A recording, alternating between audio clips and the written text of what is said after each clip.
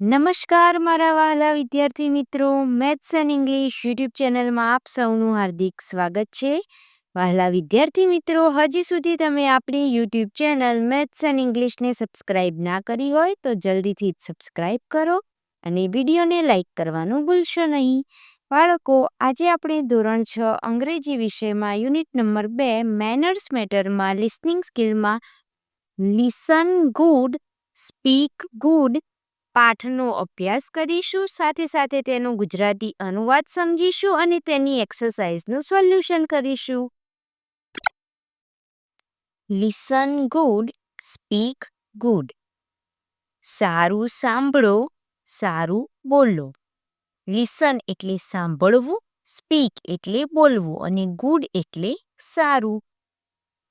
Once upon a time, એક વખતની વાત છે, there was a mother parrot who had 2 babies.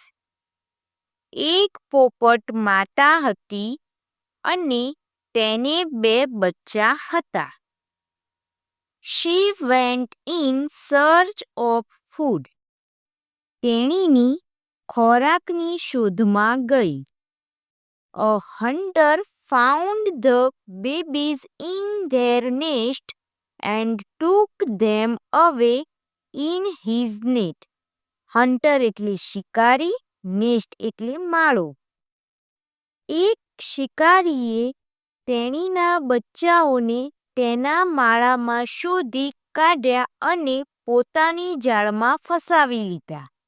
કોના બચ્ચા? તો પોપટ માતા જે હતી તે ખોરાકની શોધમાં બહાર ગઈ ત્યારે તેના માળામાંથી શિકારીએ તેના બચ્ચા શોધી કાઢ્યા અને પોતાની જાળમાં ફસાવી લીધા.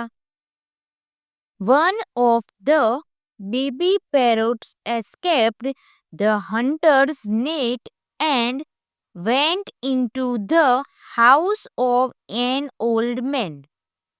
એક પોપટનું બચ્ચું શિકારીની જાળમાંથી છટકી ગયું અને એક વૃદ્ધ માણસના ઘરમાં ઘૂસી ગયું. The old man took care of the baby parrot and gave him a place to sleep in his home. વૃદ્ધ માણસે પોપટના બચ્ચાની સંભાળ રાખી અને તેને પોતાના ઘરમાં સૂવા માટે જગ્યા આપી. He taught the baby parrot to speak. તેણે પોપટના બચ્ચાને બોલતા શીખવ્યું. The hunter carried the other baby parrot to his home and kept him in a cage. શિકારી પોપટના બીજા બચ્ચાને તેના ઘરે લઈ ગયો અને તેને પાંજરામાં રાખી.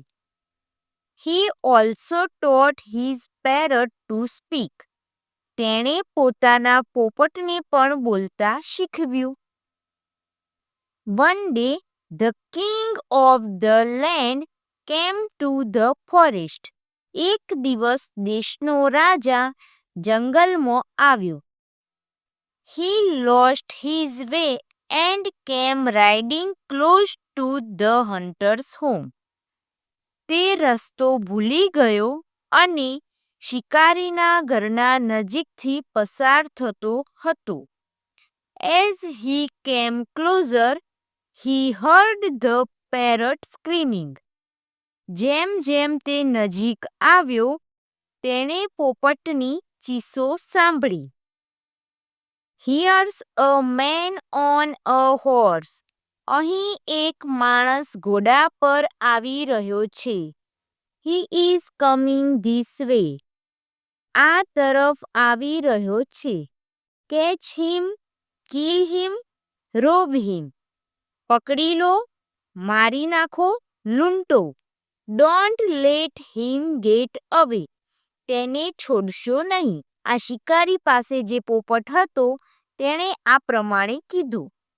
When the king heard this, જ્યારે રાજાએ આ સાંભળ્યું, he turned his horse and rode away.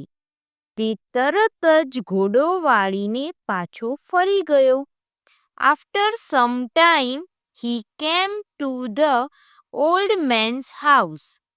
થોડા સમય બાદ તે વૃદ્ધ માણસના ઘેર આવ્યું. He found the other parrot there. ત્યાં તેણે બીજું પોપટનું બચ્ચું જોયું. It looked exactly like the first parrot. તે બિલકુલ પહેલા પોપટ જેવું દેખાતું હતું. It also started speaking. તે પણ બોલવા લાગ્યો. Here's a man on a horse. અહીં એક માણસ ઘોડા પર આવી રહ્યો છે. He is coming this way. તે આ તરફ આવી રહ્યો છે. Call him, help him and give him food. એને બોલાવો, એને મદદ કરો અને ખાવાનું આપો. Then send him on his way. પછી એને પરત જવા દો અથવા મોકલાવો. આ બધું વૃદ્ધ માણસ પાસે જે પોપટ હતો તે બોલવા લાગ્યો. The king was very surprised. રાજા ખૂબ આશ્ચર્યચકિત થયો. He got down from his horse and said, "O parrot." તે ઘોડા પરથી નીચે ઉતર્યો અને કહ્યું, "અરે પોપટ, You are so kind. તું ખૂબ દયાળુ છે. I saw another parrot just like you. હું તારા જેવો જ બીજો એક પોપટ જોઈ ચૂક્યો છું. But that parrot spoke very cruel words. પણ તે પોપટ તો બહુ કઠોર અને ખરાબ ભાષા બોલતો હતો. How can two birds look alike but speak so differently? બે પક્ષીઓ એક સરખા દેખાય છે પણ તેમની બોલચાલ આટલી અલગ કેવી રીતે હોઈ શકે? The parrot said, "O mighty king, it's simple." પોપટ બોલ્યો, "મહારાજ, એ તો ખૂબ સરળ છે." The other parrot is my brother. બીજો પોપટ મારો ભાઈ છે. That's why we look alike. એ જ કારણ છે કે અમે એક સરખા દેખાઈએ છીએ. But he learned what the hunter taught him. પણ એ શિકારી પાસે રહ્યો અને એ શિકારીએ જે શીખવ્યું એ શીખી ગયો. He uses the hunter's words. એ શિકારીના શબ્દો બોલે છે.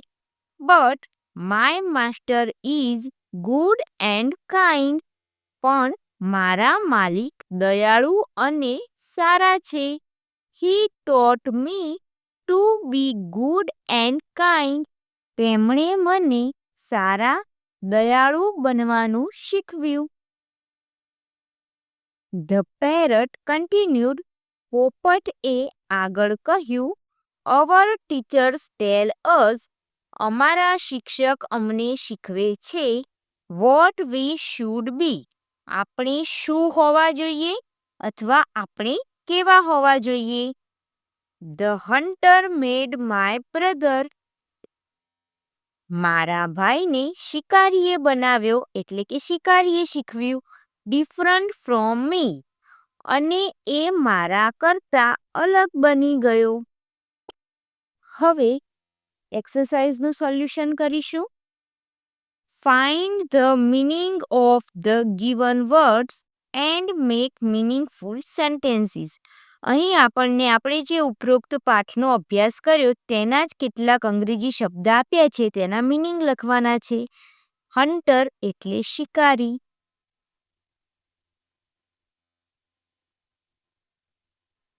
કેજ એટલે પાંજરું.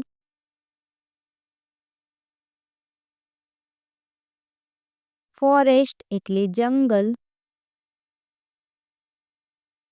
સરપ્રાઇઝડ એટલે આશ્ચર્યચકિત.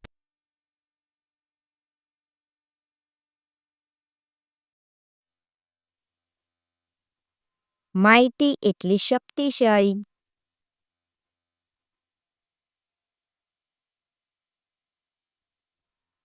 અલાઇક એટલે સમાન અથવા એક સરખું.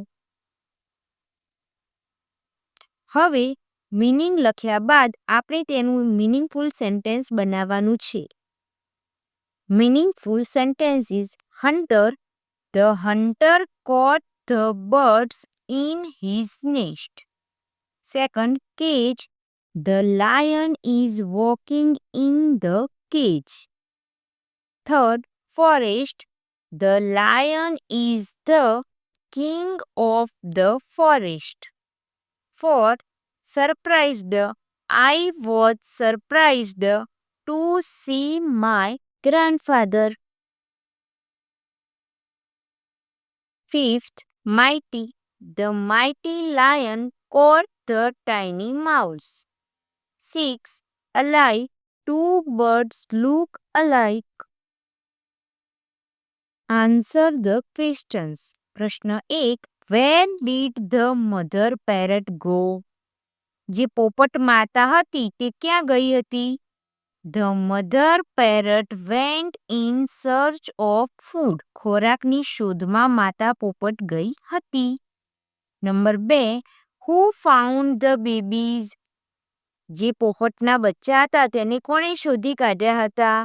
A hunter found the babies. શિકારીએ શોધી કાઢ્યા હતા. Number 3. What did the old man teach the baby parrot? જે વૃદ્ધ માણસ હતો તેણે પોપટના બચ્ચાને શું શીખવ્યું હતું? The old man taught the baby parrot to be good and kind. 4. What do you learn from this story? હવે તમે આ વાર્તામાંથી શું શીખ્યા? We learn listen good, speak good and stay with good people. Number 5. What will you teach if you have a parrot? હવે તમારી પાસે પોપટ હોય તો તમે તેને શું શીખવો? I will teach it good manners and good words. વિદ્યાર્થી મિત્રો, અહીં લિસનિંગ સ્કિલમાં લિસન ગુડ સ્પીક ગુડ પાઠનું સંપૂર્ણ સોલ્યુશન પૂર્ણ થાય છે. વિડીયો ગમ્યો હોય તો તેને લાઇક કરો, તમારા મિત્રો સુધી શેર કરો. આવા જ અવનવા ઉપયોગી વિડીયો જોવા માટે આપણી YouTube channel maths and English સાથે જોડાયેલા રહો. ધન્યવાદ.